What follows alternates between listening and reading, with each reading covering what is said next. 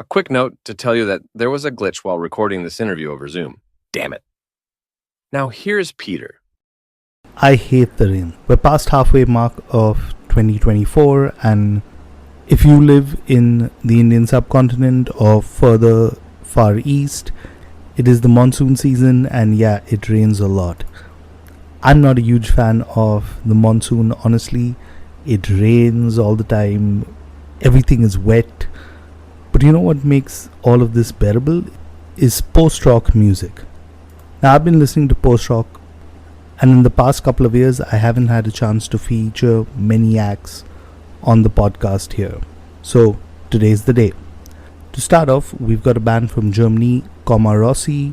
They're a progressive post-rock act. The band actually started out in Bangalore, India, and they're back after 6 years with a new album, Void. Here's a track from it, Oblivion.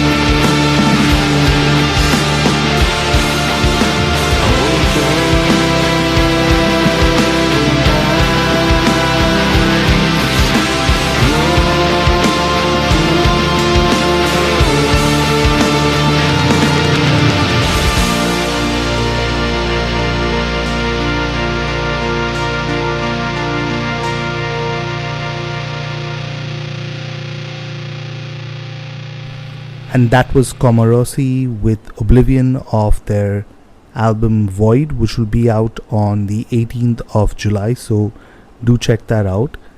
The band will also be performing live across the UK in October. So do check out their social media platforms for more details and tickets. Staying in Europe, I had a chance to speak to Jakob from Swedish post-rock act Oh Hiroshima. Their latest album, All Things Shining, is out this past weekend. We spoke about the album, working with his brother Oscar, the impact of their live performances on their music, and much, much more. Here's my chat. Hi, Jakob. Welcome to the podcast. Thank you very much. Thanks for having me. Now, we're talking close to a month ahead of your fifth full-length album, All Things Shining. Now, when I was doing research, I didn't realize that you all have been around for 15 years. So, I mean, when I'm thinking about it, it's been 15 years since you first started the band. So, how did you kind of look back at these 15 years? Like, does it seem like it just went too fast, or does it seem really long?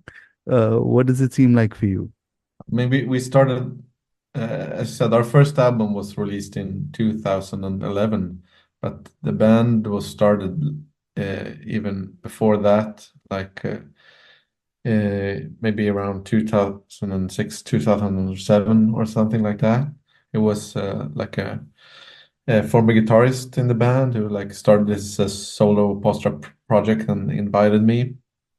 And in the beginning, it was very low key. We were just, a couple of guys exploring post rock and as more of a side project. So, I mean, a lot has changed in regards to how we work with the band and, the band constellation and everything. So, I mean, it's always been with me since, I was in high school. So it's kind of a constant in my life, somehow the band, but it's taken on many different forms and it has evolved and changed a lot.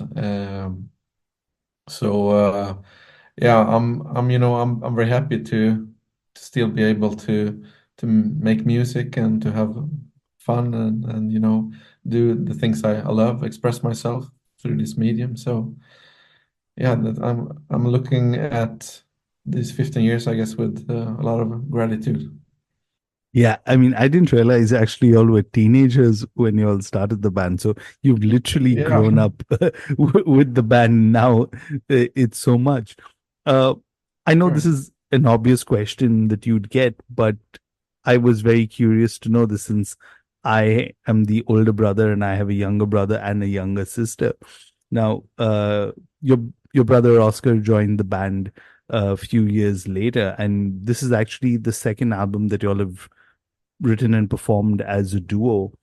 How has that dynamics changed between both of you, right? I mean, there is one aspect which is, you'll have grown up together, you're the elder brother, so there's some sort of sibling rivalry. I don't know if there is, but also then you'll are musicians and, you'll have this band.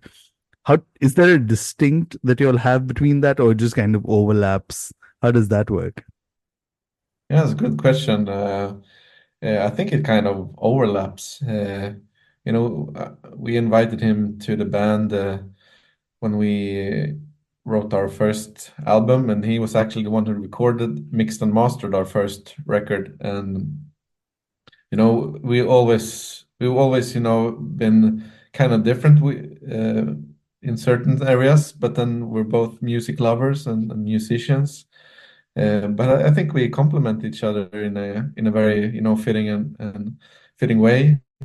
He's always been the one who's better with like, I mean, recording and doing that kind of stuff. He makes all our music videos. He's a great editor with editing videos and so on. And for me, I think I've been more like the visionary maybe, and the main songwriter now, and the guy who does like the talking like this and writes the lyrics and kind of has like the visions. So we have definitely different areas where we complement each other.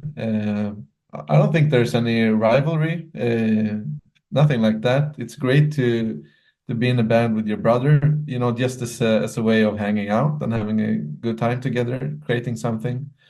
I mean, that's really great, and also you can be very honest with each other. I mean, of course, we can get into arguments, more often than than other people, but we're also, quick to settle, and we know how the other guy thinks, and we know our different strengths and so on. So yeah, to me, it's actually really great to have my brother with me in this band. Yeah, because typically I ask bands who've been around for like 15, 20 years, consistent lineup. I was like, does this feel like a marriage? But for you here, it's something that, you all grew up together. So this is a completely different extension of your relationship. Now, one of the things that struck me, and this is the quote I think which is attributed to you about this album, is that you'll had a far more traditional strong structure and also a vocal centric approach compared to your previous work.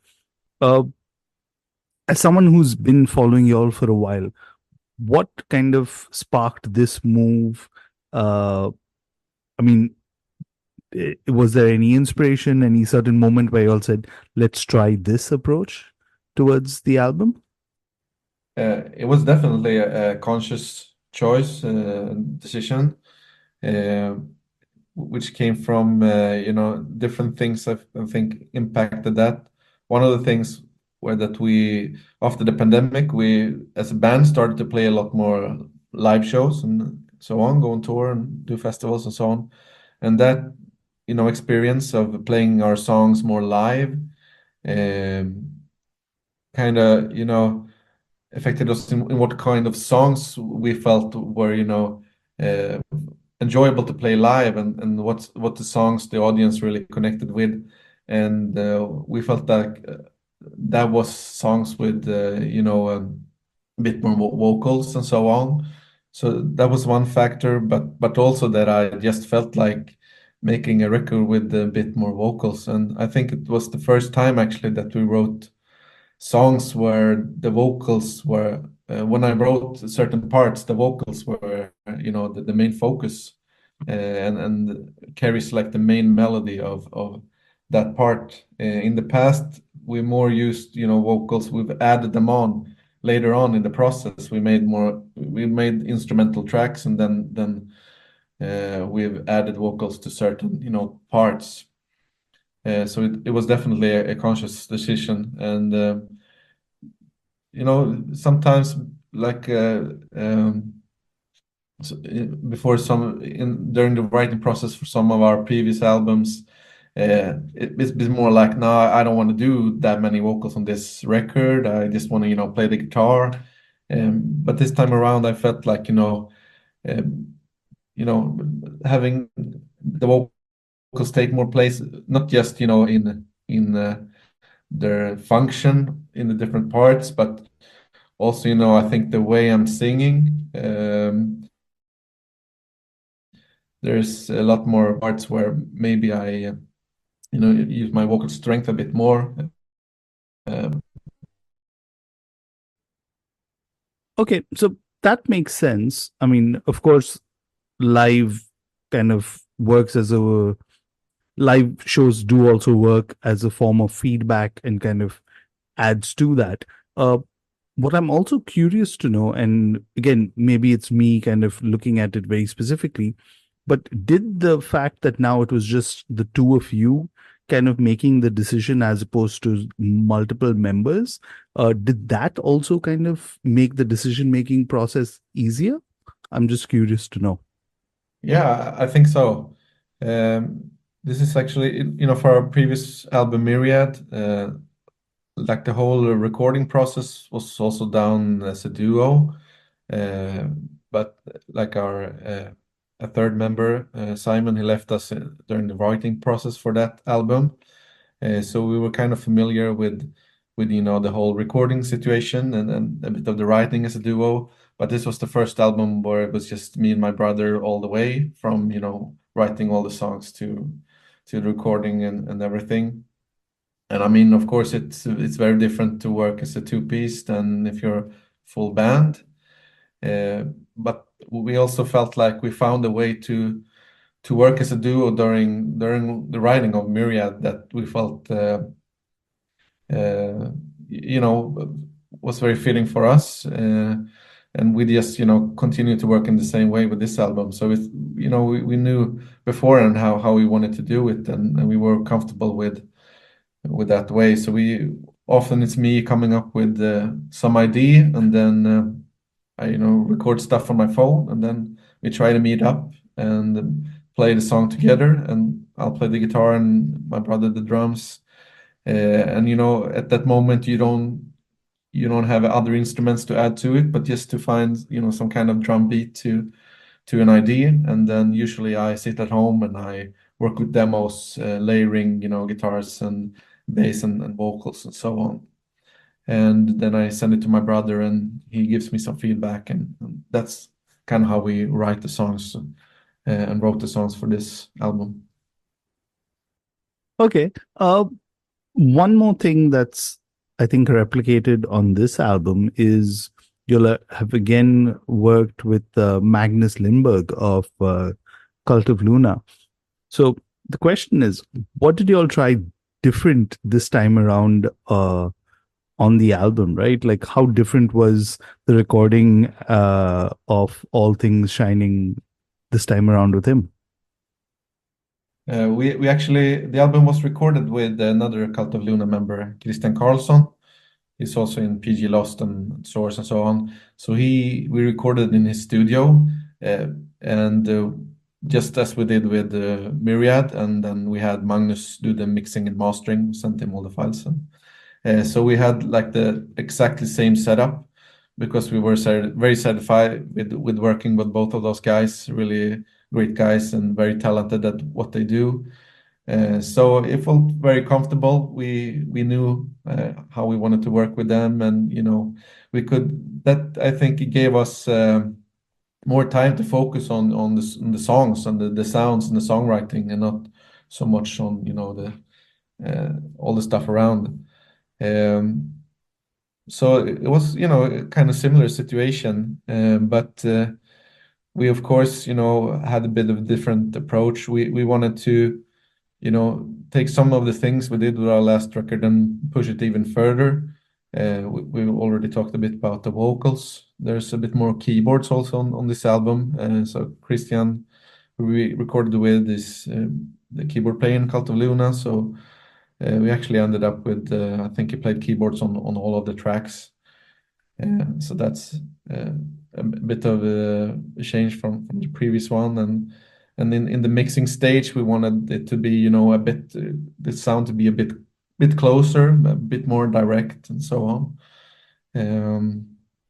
But we're really satisfied this time around also with the end results. Really, really great to work with both of those guys.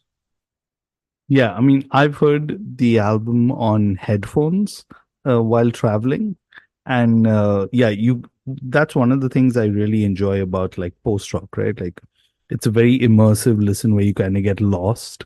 And for me, I like doing that while traveling. I don't want to be like focusing on things, so I just get lost in a different zone. I guess, a sort of escapism, if you may. Now, this is the time in the episode where we play a track from the album. So you've got 3 singles out at the moment: Wild Iris, Secret Youth, Deluge. Yeah. Let's do a quick pick. Which one do you think Sure. kind of Let's go best with Wild Iris then. Okay. And that's actually the opening track for the album. If you could just kind of add some context for listeners, because I'm always curious as to how bands kind of decide the track listing. Why did you decide to put Wild Iris right up front? We decided, in the beginning of the writing process, that we wanted the first track to be, a kind of a direct song that was a bit more in your face, than your usual post-rock intro track has this long build up and so on. We want to, just hit you and make you feel like, oh, this is something new and maybe something a bit unexpected. I mean, the whole album is a bit about trying to branch out and to add more elements from different kinds of genres that we listen to and that we're influenced to kind of broaden our sound. And we felt that this was a song that, showcased that in a good way, this new direction. So it was, we knew right away we wanted this to be the opening track and also the first single. Yeah. Awesome. So if you haven't already heard, here's Oh Hiroshima with Wild Iris.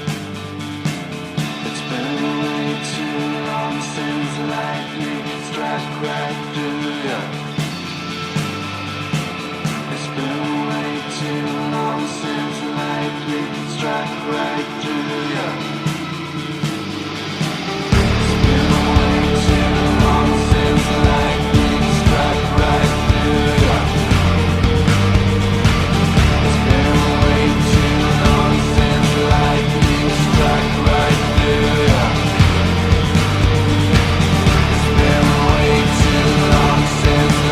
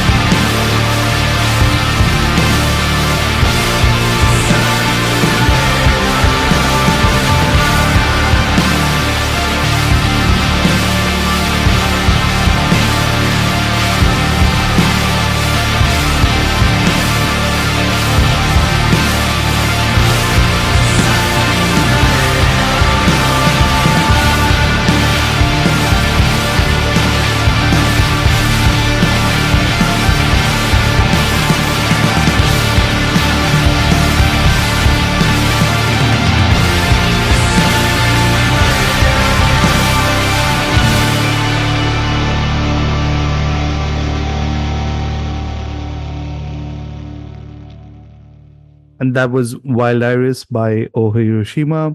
And I've got Jakob from the band. So I have to ask you, right? I mean, one of the things I always like speaking to bands like yours is just to understand, or at least band members, is what kind of music that they listen to. And a tidbit I actually found, so please fact check me on this, is you were actually discovered by Napalm Records through a YouTube channel that your music was on. Yeah, that's correct, actually. It Wow. was, I think so. I mean, we had one, this was our second record. So we had released the first one ourselves, we even recorded it and it was a, total DIY product. Not a lot of people paid attention to that, and for us it was also more like a side project. But then with our second album, In Silence We Yearn, we started to get some internet attention a little bit here and there, and we had released that one ourselves also, just digitally, but it kind of got a lot of hits on YouTube. It was on a post-rock channel called Where Post-rock Dwells, and in a couple of, I think, like a year, maybe a year and a half after that or something, we had like a million or 2 million views or something. And a lot of people, I think, they got in touch with post-rock for the first time through that album. Like we were lucky with the algorithms or something. So it started to get a lot of hits. A lot of people seem to have just got it as a random, YouTube recommendation or something. And I guess Napalm picked up on that. And that's a label that, it's not really the label that you would associate with post-rock, but they had signed God is an Astronaut like a year before. And I guess they were looking to, maybe broaden the label a bit or something. So yeah, they released that album started with releasing that album vinyl, just pressing a couple of hundred copies or something, and they sold out pretty quickly. So they offered us a deal after that. Wow, it's so interesting because I didn't realize that that's also kind of the way I discovered you guys. Because, Oh, like I really? mentioned, right, there was this entire phase, and if I'm not mistaken, it was about 10 years or so. Someone fact check me if I'm wrong, where there was a lot of like post rock bands in India also. So Hmm. that's where, you know, like you said, the algorithm kind of hits. And that's where I remember discovering you guys. And In Silence We Yearn was the first album I heard. So I've been following you guys since then. But Oh, cool. thanks for sharing that story, because what I wanted to know also, and I was curious about, is do you get time to listen to like current releases or current movies? What's your preferred way of like discovery at the moment? Discovering new music. Yeah. Yeah, it's now when we're out doing shows and so on, like we did a couple of festival shows in May. And, that's always, a good opportunity to go and see some new bands live that you haven't heard about before. So that's like one way. I would say I'm kind of in, a period of my life where I don't really uh, I don't make a really big effort to discover old bands. I find myself often going back to old favorites. But I guess like most people, you get your Spotify recommendations or whatever.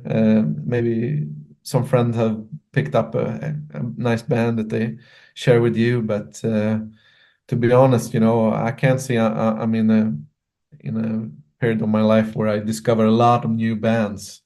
There's so much great music out there, um, and I'm always, in a way, I've been more focused on writing than listening, I think. I mean, it goes up and down, but some periods in my life, I'm not listening to a lot of music. So yeah. Okay, fair enough. Because my follow-up question actually was going to be, what kind of new artists have you kind of discovered or you're listening to? But okay, we'll skip through that. Uh, Hi. that's cool. Uh, what one thing I want to kind of switch the conversation is towards live shows, and you're playing at the Pelagic Festival in August. What are you looking forward to at that festival, considering the stacked lineup that has? Sure. Well, we just joined the Pelagic Rooster, so I mean, it will be a great opportunity to meet the other bands on the label, and to have been able to join the label at the time when they're having planning this festival is, it's a good luck for we're just lucky with that. So we're looking forward to see a lot of the amazing bands that work with Pelagic.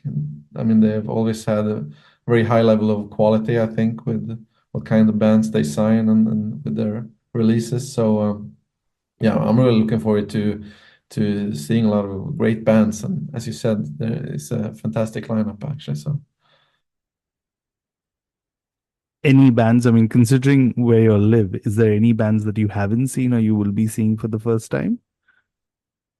at Pelagic Fest, yeah, most of the bands, I think.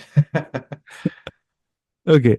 Oh wow. Okay, I didn't realize that because the Ocean have been to India, uh, so I managed to catch them when they were on tour here, and I think like that's when I even had a chance to meet Robin, and he's a great guy, just kind of like Yeah. putting together all of this. But you also have a tour coming up later this year in December. Uh, I know it's a few months away.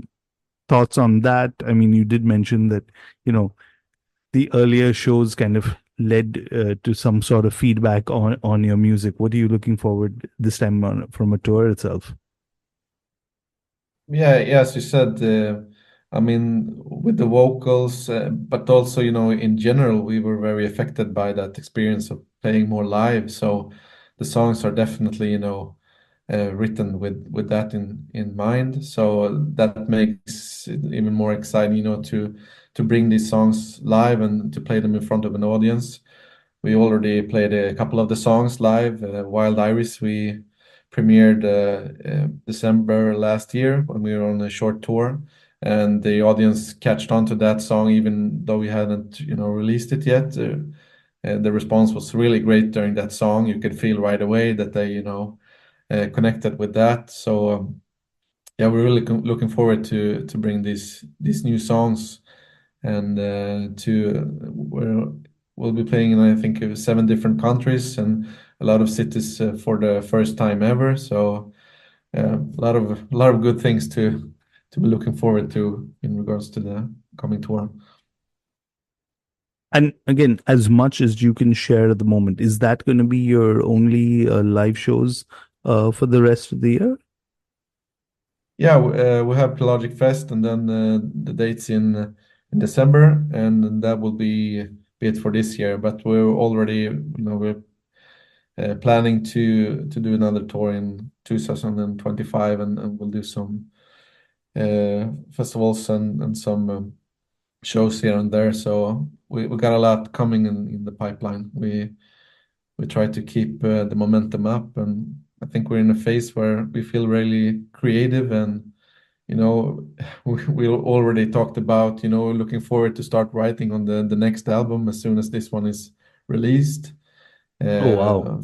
For me and my brother, that's the best thing about being in a band. I think writing new songs, getting together and trying stuff out. So yeah, we have a lot of time during this fall as the tour isn't until December to start writing. So yeah, looking forward to that as well. Okay, awesome. Now, I know before we wrap up, there are a few mandatory questions, but like I just to kind of come full circle to where we started, right? I mean, you spent over 15 years as a band, and you've kind of gone from a teenager to, I'd say, like an adult, far older adult.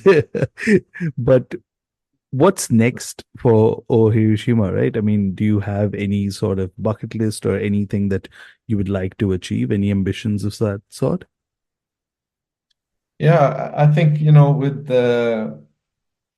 with our previous album and this album, I think we kind of leveled, and we have picked up the pace a bit more. We've been kind of a slow paced band. We've been around for a long time, but in the beginning it was kind of slow, but now I think we have a lot of plans, and we would like to do a lot more touring than we have before. So, and there's a lot of places where we haven't been yet. So and a lot of good offers are coming in.